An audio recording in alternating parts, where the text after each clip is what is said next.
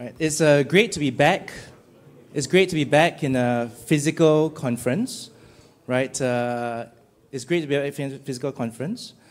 And, you know, notwithstanding the COVID situation, right, the industry is doing very well, right? There's record profits from a lot of those, you know, in the industry, especially for those in this room as well. But I wanted to open up by just sharing some perspectives, right? So record profits from the industry, you know, there seems to be an apparent push towards digitization and innovation in this space, right? There's a lot of interest and there's a lot of push. And those of you in the technology sector servicing this space will also see an uplift in terms of revenue, year-on-year growth, partially because of this. You know, some of the big highlights, right? Maersk, right? Acquiring LF Logistics for $5 billion, right? And I think just recently it was also just announced that they're looking at a German freight forwarder as well of $600+ million, primarily for the air freight capability. Right? MSC, looking at acquiring Bolloré in Africa, right? And closer to home, you have PSA with BDP Logistics, right? So these are mega moves, you know, by some of these, the industry players, large industry players, and these are bold financial mega moves. Now, if we sort of flip it around to the startup space, right, and we look at venture capital, you know, invested into the space last year. So last year, total venture invested into the maritime sector, venture capital into the maritime sector, was close to $500 million, right? Which was more than 150% year-on-year increase from the year before. And prior years before, the increase was only like 20%. So there's a huge push in terms of investments into the maritime sector last year. Now, I'd like to do a quick poll before we just start this panel, right? How many of you, you know, and this is percentage of venture capital invested in maritime versus the entire logistics sector last year, okay? How many of you think that the percentage of maritime, of venture capital into maritime space was 50% or more? Nobody? Anybody? 50%? Okay, no, okay. How many of you think it was between 20 to 50%? Okay, we got a couple of hands over there. How many of you think it was between 10 to 20%? Okay, much more hands, and it's almost like a third of the room. How many of you think it was less than 10%? Okay, and the rest is no opinion, right? Okay. The answer is 1.5%. Right, let me just repeat that. The amount of venture capital invested in the maritime space in 2021 was 1.5% of the total venture capital invested in the entire logistics industry. All right, let me just let that sink in and therefore bring us back to the panel discussion today around digitization, innovation, and importantly, you know, what is the commercial propensity for innovation? Who's driving the innovation, and is it sustainable? Okay. With that, you know, I'd like to introduce myself 1-2 minutes, and I'll ask the panel to do a 1 to 2 minute introduction of themselves as well. Marc Dragon, I'm heading up Reefknot Investments, which we are global supply chain and logistics venture capital firm headquartered out of Singapore. Hello. Hi, my name is Chye. I'm a founder and operator of a maritime dedicated venture studio called Shipsfocus. What Shipsfocus does is we create startups with solutions, particularly software solutions with a business model for the maritime commerce.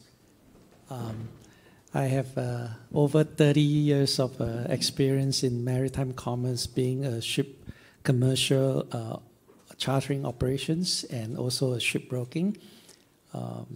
So about 6 years ago, I came into the maritime technology space. Thank you. All right. Thank you, Chye. I'm not 30 years of experience, probably younger than that. So my name is Fadhzil. I've been in this industry for almost 10 years. So basically, from a humble beginning as a service engineer, stepping up my role to become what I call sales. So I've been working for Intellian for 3 years now. I think, the company itself is strong in investment. We have put up 10% of investment in revenue to develop new products and also to embrace connectivity. So not only that, I think a lot of interesting constellations out there that we also collaborate with all our partners. I think that's how, we believe to drive these digitalizations. Thank you. Hi, everyone. My name is Ken Hasegawa. I've been with the shipping division of Mitsubishi Corporation, the trading house in Japan, for 10 plus years now, and presently looking after its ship owning business as head of chartering and innovation at MC Shipping Singapore branch, which is a ship owning subsidiary of Mitsubishi. And as a company, we are keen to look to innovative solutions, firstly as a user of the technology to solve our own problems or address our own pain points as a ship owners, but also as business partners or sometimes as an investor, because that's our role as a trading house to scale the business or help the growth. So we are presently running, say, 5 to 10 projects ongoing with startups and mainly in the areas of decarbonization, safety. And happy to join the discussion today. Thank you. Hey, everyone. It's really nice to see a lot of familiar faces here. Unfortunately, couldn't mingle everyone. But for those that I haven't met, my name's Shaun. I'm an engineer turned investor. I'm also the general partner of Motion Ventures. Motion Ventures is a strategic venture investment fund that invests into early stage technologies across the maritime value chain. And as a fund, we're backed by some of the most progressive corporates in the space, with the likes of Wilhelmsen, MOL, Hala, IMC, Signal, and more. We're also an investment partner of the Singapore government, Seeds Capital. And what we're really trying to do here at Motion Ventures is really to accelerate the adoption of technologies across the space. And we do that by creating a room where all our corporates can come together to work together, to collaborate, and really try to pick winners of future innovation here. Thank you. Okay, thanks, Shaun. Thanks, everybody. All right, so let's start off the panel, right, by a very fundamental question, right? Very simple yet fundamental. Innovation in this sector, right? Where do each of you see, where is the innovation coming from, right? What type of innovation do you see happening, especially over the past 1 to 2 years? And where do you see it moving forward into, right? Maybe we'll start with Chye and we'll just head down that way. My view will probably be biased towards the things that I'm particularly more interested in. But if I had to say 3 big areas, one is a lot of efforts are in port call optimization. 2 is big data analytics for transparency and visibility. And 3 is the adoption of autonomous technology. Recently, we have invested in autonomous underwater inspection robotic solution company called BX. Looking forward, I think already there is happening, there's a trend towards more and more on the reduction of the greenhouse gases emissions. Thanks, Chye. Maybe one question for you before we go on. When you talk about innovations and we talk about startups like BX, for example, and you have port call optimization all the way to sustainability. It's kind of broad as well, right? One of the things that's top of my mind when it comes to viability of innovation, it needs to be, it needs to be commercially viable, right? There needs to be a propensity to spend by the industry in order to support those innovations. What do you see in that space, in the investments that you've made, in the ventures that you've looked at? I think that is a very pertinent question. The difference we make to the investment is our domain expertise, and that is why Shipsfocus came about as a venture studio. Because I think, particularly in maritime commerce,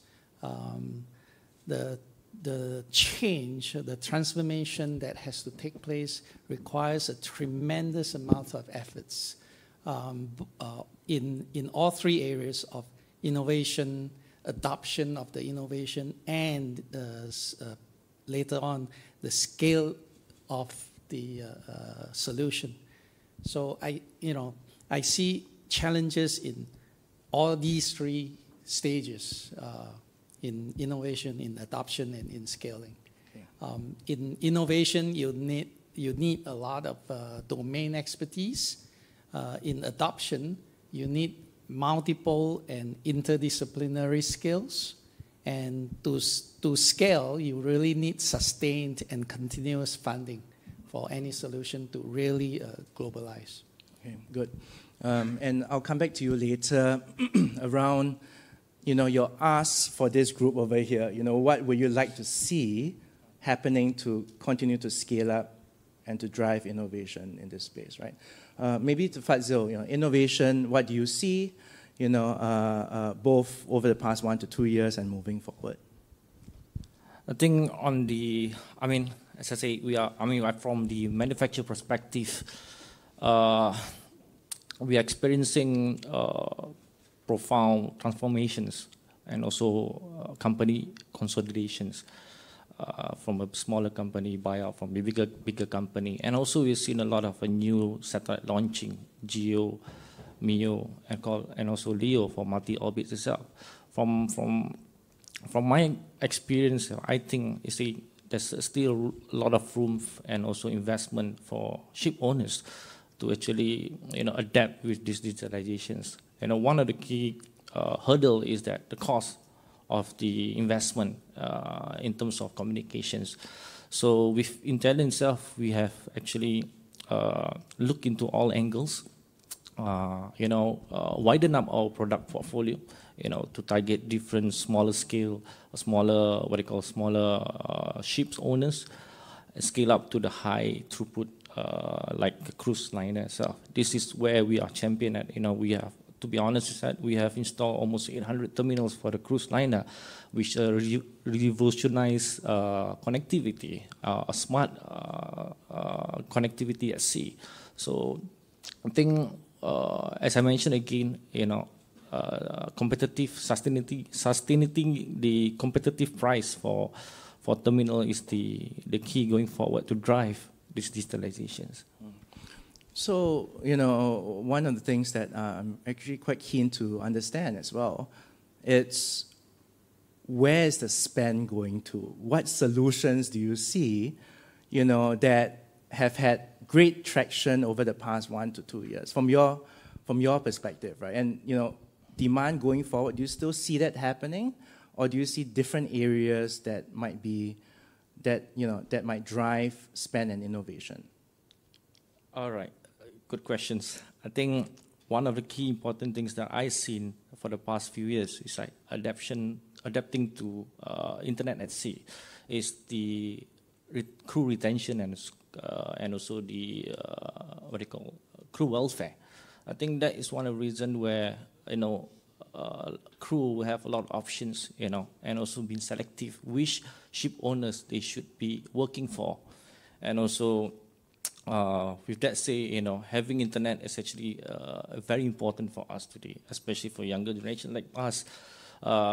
We rely so much on internet to communicate with our family, to purchase things online. I think if a ship owners to actually invest in communications to actually provide a basic the connectivity for the crew, would actually help to drive more, what they call this investment. So you do see greater spend into this space? Yes, I would see a greater spend, and also decision making is much more, rapid in terms of spending. Got it. Thanks. Ken, innovations in this space. What do you see? What do you see, both in terms of what you are trying to drive, as well as what type of solutions do you see in the market that might be interesting for you? Yeah, so I think there are several areas, of course, like autonomous or supply chain digitalization, safety, but obviously decarbonization is one of the key areas, and also we are presently focusing on. So this is driven by regulation changes or technology breakthroughs coming also from other industries or people's attention to ESG kind of things. So if I take an example of a wind propulsion system, the technology itself is existing for hundreds of years, thousands of years, but the present development of AI-based analysis or optimization, sensor technologies, or also the improvement of material itself, thanks to this kind of improvements, wind propulsion is much more efficient and powerful way to operate the ships. So I think this is a good example of where the technology and the social demand crosses and innovation happens. So that's one of the projects we are looking to right now. Got it. And for yourself, you also have the more tactical projects as well beyond this more strategic, transformative, decarbonization type of a drive. Maybe give us a sense around, the different types of innovation that you see, both the tactical stuff, and give some examples of how you work, to drive those innovations. Is it internally within the organization? Is it with startups? Or is it with incumbents in the industry as well? So for us, what we cannot do is to develop the solution or, create the technology from scratch. But what we can do is to, connect the single solution to the real, business case or use case, and connect the same to, other part of the industries and develop the business case.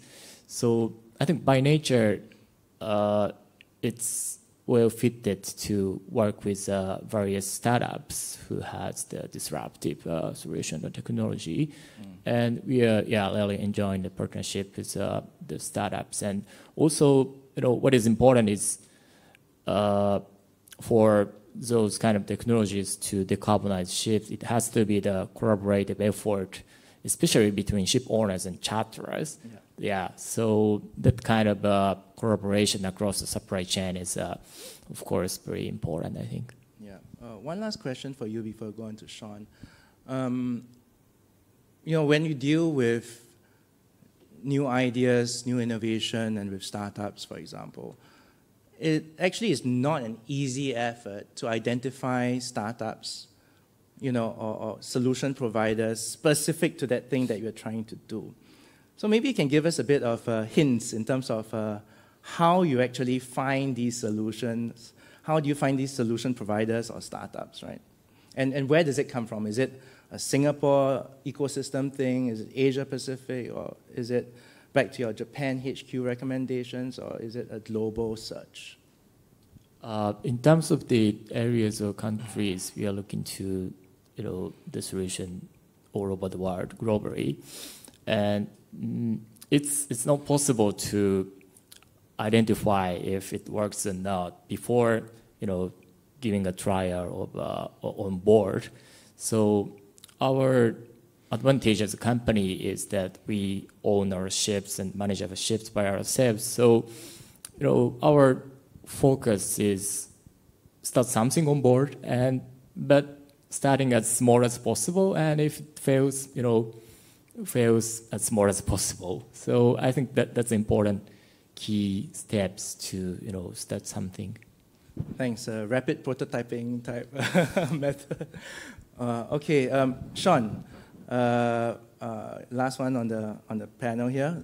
Innovation, what do you see? Because you have a different lens, right? You have an investment lens. You work more closely with the startups. You work very closely with some of the incumbent industry folks as well, right? What do you see to be the more interesting innovation areas coming out?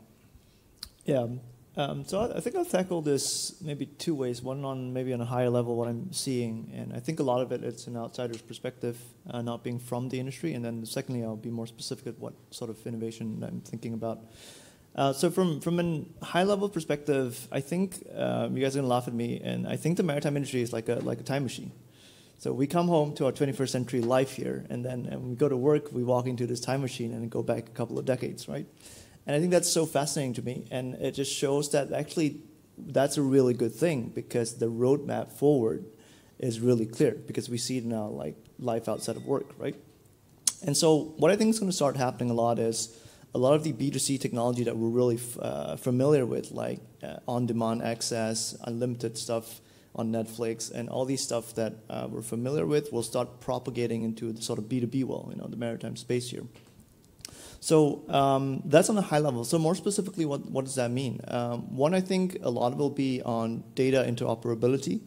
I think for the last many years, the industry has been mining data in silo, right, within internal corporations. I think I'm starting to see a lot of solutions or startups coming up with ways to integrate those data across various players, across various segments, whether through APIs or otherwise. The second thing I think will happen a lot is workflow automation, right? And we're also familiar with this in the B2C world, whether we're starting a website or whether we're starting a different sort of project. So I think there are a lot of tools internally for a team manager, but there are not a lot of tools yet for multi-company collaboration. So how does a ship agency work well with the port operator? How does that work well with the ship managers? I think we'll see more of those sort of workflow automation. The third thing I think Chye mentioned as well, I think it's the optimization, right? I think we're really familiar with optimization in terms of vessel and route planning. I think that's one way. I think what it's starting to move into, it's from a local optimization, which is to plan route for one vessel and one voyage, into global optimization, right? How do we plan across, again, various ecosystem across multi countries? I think maybe those are a few thoughts on some of the innovations that I've observed in the space, if you will.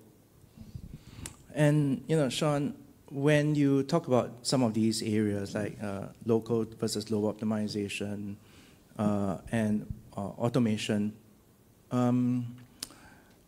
where do you see the different startups' maturity to those solutions happening, right? So, comparing a Singapore versus an Asia versus a global view, what's your perspective of where some of these solutions come from? That's the first question. And the second, what's your experience of the Singapore ecosystem itself? Marc, those are really tough questions. What are the differences, right? So as a fund, we're a global fund. So just for context, we invest globally. We look at deals all over the world. I think some of the larger differences, if you will, is, and I think these are anecdotal points, right, from my experience at least. I think a lot of the Western founders, we find they're really good at storytelling. And when one is good at storytelling, that really helps with fundraising, in short, right? Because the story is neat. I think conversely, I think the Asian startups, if you will, their strengths aren't necessarily in storytelling, but building traction, right? So I've seen a case, maybe I'll just anecdotal point here as well, or a data point. We were looking at an investment, amazing storyteller by this founder, 3 times exit startup. And we were about to do the deal. We ran some KYC checks, and then it came back with a hit. And this guy was fined by the US SEC, and then we pull out from the deal, right? And so I think that whilst the stories are really nice to believe in many cases, I think it all comes down to due diligence, right? And what Ken said as well, it's actually working with them over a period of time. I think that the Singapore system, to your question, Marc, I've been really impressed. I think the support here has been tremendous. We work very closely with Pier 71 and MPA and many likes of our ecosystem partners here. I think I think what's happening is there are more and more talent coming in. I think that hasn't always been the case. And to your point on 500 million of venture capital funding, so what we're going to see, in my view, is this: the more capital is for sure coming in, right? We think about SoftBank, we think about Bessemer Venture Partner, we think about Flexport investing into the space. With more capital coming in, it's going to attract more founders. It's also going to attract more talent. So I think with the last panel talked a little bit about talent as well. So these are going to be drivers for talent, and that's going to be a proxy for innovation. It's going to be a proxy for transformation as well. Okay, thanks. And thanks for answering that question. I couldn't ask myself that question, so I asked you that question. All right. And following up on the whole innovation question, right? It's actually the need for some of these solutions, right? Because when we're talking about digitization and we're talking about innovation, do we really need some of these solutions? Bearing in mind that a lot of what we see in the industry right now might be more cyclical than structural in nature, right? So some of these solutions can be argued actually it's a cyclical thing, and it might not be relevant over the long term. So that's what I want to pose as a second question to the panel, right? From what we see in the COVID situation, right? And this is not only in terms of the market need, and the examples I gave right now, just now, around the huge investments by carriers, for example, those investments are not necessarily back into carrier capacity. Some of it is, majority is not, right? So it sort of points into a certain direction, right? And so some of these innovation and digital areas that you guys mentioned, do you all think it's more cyclical in nature? Or do you think these are structural needs that the industry definitely has and definitely can support and commercially viable over the long term? Maybe, let's go through this and let's see what the answers are. Chye, any perspectives here? Structurally relevant innovation solutions over the long term. We tend not to focus on the large corporates. The venture studio creates some startups that with solutions that very much targeting at the SMEs. And as we know in maritime commerce, majority are SMEs, actually MSMEs. And one of the examples I see in response to your question is MPA came up with a joint industry project last year in response to the pandemic to try to reduce human-to-human contacts at the pier. So one of the solutions of one of these startups of ours developed a touchless check-in kiosk at the pier. So this kind of reduces the need for the passengers to come to the counter and go to the exchange hard copies, certificate or vouchers, they call it. So now a passenger needs only to go to the kiosk and scan the QR code, and he does his check-in on his mobile phone. The counter people gets the notification and assign the boat. Pop, he gets passenger gets a notification and with the boat number and the time so that he can go check in. So this is a very simple innovation, but it's structurally a change because of the pandemic, and MPAs came up with the requirement. So I would see this as a very creative and very fast response to the need of the day. I like that example, right? So why do I like it? Because it was driven by a certain need, but the impact is much greater than the need, right? So it forces digitization. the need forced digitization, and digitization has greater implications than just solving for that one particular need. Right? So I think that's a great example. Actually. If I may add, as a result, the platform is called Alice. So Alice became a platform as a result. So now Alice is able to connect all the boat operators with the passengers or whoever are the customers of the boat. Yeah. So that's, I think, a very good example of business model innovation, but it wasn't trying to solve that problem to begin with. It's solving a different problem, but by the way, it solved a much larger problem, which is digitization. So the spend actually was not to digitize, but the spend was to more touchless. Right? So I think that's a really good example. Right? Fadhzil, do you see any structural kind of innovations and longevity of those coming out? You mentioned crew and connectivity. Do you see any a need, is it almost like a need to have certain minimal solutions that is different now than it was before? Yeah, from the second perspective, you see, as I mentioned about crew, when the demand is increased, people require higher bandwidth. So for Intellian itself, we design a terminal that is future-proof, right? That can able to support different satellite constellations.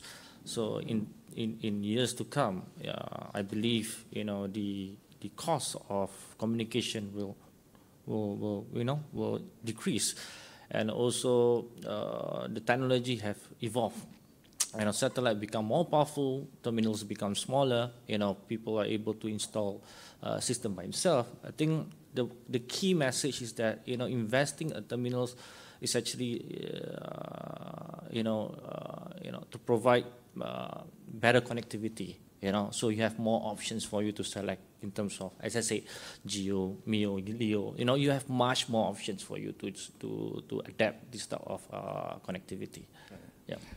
And do you see more of the spend going into the application solutions or the connectivity side of things? I think there's two different parts, application and connectivity. Both playing a very important role. Connectivity, I would say, is just a benchmark.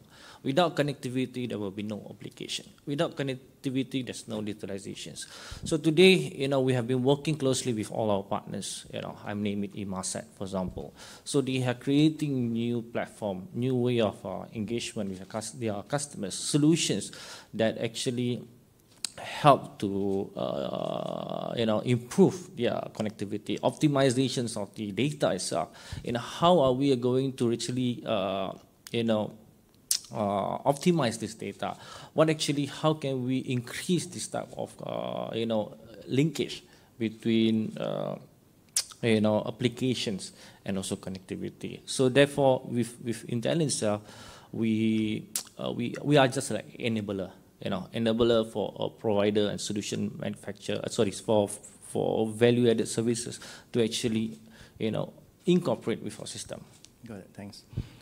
And Ken, in terms of structural innovation, right, and sustainable innovation, I know you guys have some mega initiatives, even around EV and autonomous type stuff as well, right? What in your mind, are post-COVID, right, what are the kind of innovations that you see to be, what are one or two innovations that you see to be the most sustainable?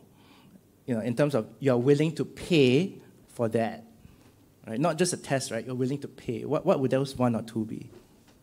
So, for example, during the COVID period, ship owners are struggling with crew change, while charterers are dealing with demurrage. Cargo owners are worried about expensive freights, and we still see the lack of harmonization across the supply chain, and we still see some kind of silos in each segment. So I would hope to see some kind of disruptive solution to break down these silos and optimize the industry as an entire supply chain. So in this context, I do agree with what Kraus mentioned in his opening speech in the example of no-trust routes. But in order to optimize these tools, we have to reframe the relationship between ship owners and charterers, for example, or the companies like no-trust routes may have a power to reframe these existing relationships. So, in terms of our focus, rather than just a single solution for each segment or any segment, more disruptive solution for the entire supply chain is I think we are more interested to look to. Got it. So it's not only an individual effort, it's a collective effort. That's what you're saying. Got it. Okay. How about Shaun? What were one or two post-COVID, long-term viable type innovations that you would hope to see, coming out or identifying for you to invest in? Yeah, I think the few of the panelists actually tackled this quite well. I don't know if I have more to add on the same sort of thematic question. Perhaps I'll tackle the question a different way, right? I think that when we think of innovation, I think Chye again rightly pointed out, there are two ways to think about it, and you also pointed out. One is to be very problem-focused, and then you have solutions that tackles the problem, right? And that's a very top-down approach. And then you have a very bottom-up approach where you have 1,000 different solutions, and you try all of them, and then you try to iterate those thousands, and then they kind of converge at some point for the right solution. I think the industry is seeing more on the latter. I think it will see more of the latter because of the capital that's coming in, to the point earlier. So I'll elaborate a little bit on what I mentioned. So COVID has just been such a big news, right? It's been on BBC, CNBC, Guardian, all the major outlets. And what's happened is now capitalists all over the world have figured out this is a good place to find alphas. So what that means is that capitalists, or venture capitalists as well, that are sector agnostic are now turning to this space to generate returns. So of all the sectors they can go for, they're coming for this sector, right? And I think that's really big news for us. And when venture capitalists decide to come here, the fund life is 10 years. So this is a long-term commitment for them, right? So the three examples. So one is SoftBank and Tiger. For the last couple of years, they've invested into, I think, more than 45 supply chain startups and increasingly moving from last mile to first mile, where we are at. And of the 45, more than 20 are now unicorns. Number two, Bessemer Venture Partner is a tier 1 VC firm, top 10 in the world. They've just launched their thesis to invest into supply chain SaaS. What the implication here is that now a lot of other funds are going to copy their thesis so that they can invest into the same startups that Bessemer invests and ride the wave with them. The third thing is Flexport. Flexport has recently partnered with OnDeck. OnDeck's an accelerator. So the partnership, they're going to invest into 150 startups the next 2 years, right? So it's a broad-based spread of exposure into innovation. So I think with all these three sort of data points, it sort of tells me that we're really taking up that sort of bottom-up approach. We're going to see a lot more innovation flooding that sort of the space here. I think people like Ken's got to pick really carefully what he can and cannot work with, given the amount of options that he will have. But maybe that's my 2 cents on the matter. Thanks, Shaun. Okay, with that, let's open up for any questions on the floor and online. Happy to. You can either yes, please. Please state your name and where you're from, and if you're targeting a question at a specific person, please also mention that as well. Braxton from IMASA. I think Marc has a very interesting opening speech that this industry is doing well. Interesting, and I believe ship owner charterers are more specific on this, but I think ship managers are struggling on different sectors of challenge. So let's talk about the ship owner charterer. So they are doing well. They have the fund. Probably they will try to think about what they need to invest in the next couple of 5 years or 10 years. What will be the move for these people to think that the next thing that they should do is to digitalize their solution? So what factor they're able to push to tell them that they should look into this digitalization in their next investment? Thank you. Any specific person you're addressing the question to? Or not really, but I think for people like Shaun, it's also one of the things that probably can share his opinion. What will be the next kind of thing that can push these people to invest on digitalization? And of course, to Ken also as a ship owner, as also as a charterer, what do you see that, which area that do you think that they will try to push the investor to actually look at that to digitalize their solution? So we will just open up to the panel. I think Chye put his hands up first, so let him go, and maybe Shaun. Dexter, right? Yeah. I may not be able to answer your question directly, but so comparing the charterer and the carrier and knowing the differences and also the different kind of challenges that the ship manager faces, I have a straightforward and simple solution for you or ship managers in general. We have a startup with a solution. It's an aggregated launch service. It's still related to Alice. So ship managers are actually one of the consumers or buyers of launch boat requirements in Singapore. So you are now able to procure the launch boat service digitally with the booking app. And in a way, you digitalize all your staff's procurement by adopting Alice's service. And Alice connects to the launch boat operators digitally, so all the data are digitalized. So in a very simple move, you are actually getting your staff to experience what digitalization is about without getting them to change a lot of their work processes. So you can start with something like that and see what are the problems that you have to deal with internally as a result of that change. That is my... Thanks, Chye. Shaun or Ken, any different ways of answering that question?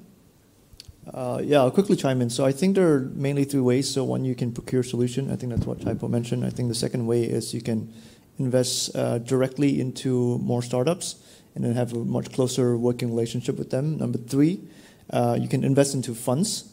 And through funds, you get an exposure to a larger portfolio that you can also work with them to digitalize the organization. So maybe that's a quick summary on my side. And for us, safety is another area we are focusing right now, and we are working with the startups in Singapore who is developing the smartwatches for crew and using dashboard digitalization tool for the daily tasks. And ship managers' involvement is very, very important. And for us, for example, we own 50, 60 ships as a ship owners, but big ship managers manage 500 ships, 600 ships. So there could be a chance to scale the solution from ship managers' end, and I'm sure we will see more and more initiatives from ship managers in the coming years. Okay, Ken, thanks, Ken. I think we have only time for one more question. Yes, over there. Yep, thank you so much. I think this was a very interesting discussion and something that the future holds for us is looking exciting. I just had one question, especially to Chye and Shaun. You obviously see a lot of startups which need to actually have more resources, and obviously you're providing financial part. How do you collaborate with the research side of it, the institutes of higher learnings, the resources that can be tapped in there? Because most of the research needs to be purpose-based rather than just academic-based. And how do you see becoming a bridge and a facilitator between the people who need those solutions and the people who can probably do research on those solutions? If you can just elaborate on that, yeah? Oh, yeah, I can give it a go. So I think on your question on supporting founders, I think there are a few things that are really important for early stage founders. One, it's driving sales in this space. I think it's really hard. B2B sales are really hard. I'm sure you guys are all familiar with it. I think the second one is talent, right? How do they hire better? How do they get the best talent in? And then on your question on research base, I haven't had a lot of experience within the maritime per se, but outside the maritime, a lot of the research product that sort of transfer out and try to commercialize, I find that they solve a very different pain point that is not always needed, right? So I think as an engineer myself and also working with a lot of these researchers, there's a tendency to optimize for a problem that isn't there. So if I was building a motor or a car, the next thing I would think about is that how do I double the speed or half the weight, right? But does the market really need it? Most of the time not. So I think research institution has the tendency to go that way. I think it's by working more closely with the people that are facing problems or challenges, like the corporates, would help a lot in redefining and defining problems to make sure that these solutions and product market fit better, right? We happen to also, share your idea. And about 5 years ago, we started to have several research collaborative agreements with A-Star. So we are able to utilize this kind of a resource into actual practical solutions that we have for the industry. And just to close off the question as well, I'll encourage you, those in this room, those who have not had the opportunity to meet up with folks from the local Institute of Higher Learnings in Singapore, NUS, NTU, for example. NUS has an excellent operations research outfit, which is IORA, Institute of Operations Research and Analytics, where, and of course there's A-Star as well, there's a lot of fundamental, primary models and research that has been built that actually, although are not immediate plug-ins to solve a certain solution need, right? I think that's the opportunity for industry to work, with the academics, with the startups, to figure out solutions that make sense for you, right? Yes, one final question. Is that Kathy? Yeah, you've got a couple of questions from the virtual audience, so okay, I think we sure. need to show a little bit of love to, even though they're Please not go here. ahead. Yes. So there are a couple here. The first one from Kevin Tay asks, what are your thoughts on autonomy and assisted navigation technology to be implemented in ships? Would there be interest for such technologies by ship owners? Thanks, Kathy. So maybe with this, I will ask maybe Ken, on some of his experience around this area. Yeah, so I think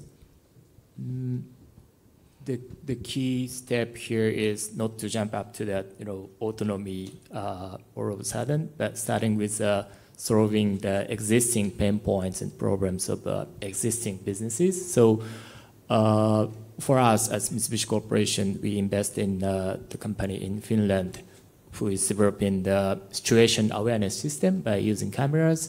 And this could be potentially be connected to autonomous ship in the future.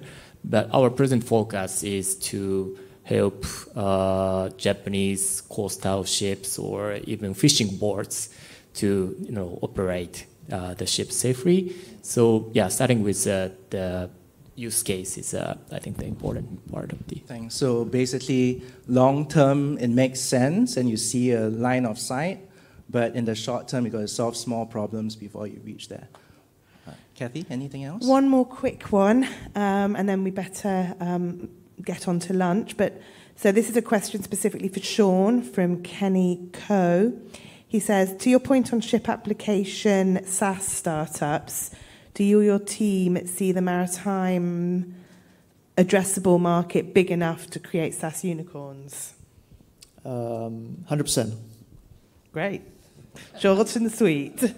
Yeah, that's fantastic. Okay, with that, thank you very much, for your attention and for the good questions and for the panelists as well. Thank you. Thanks. Thank you.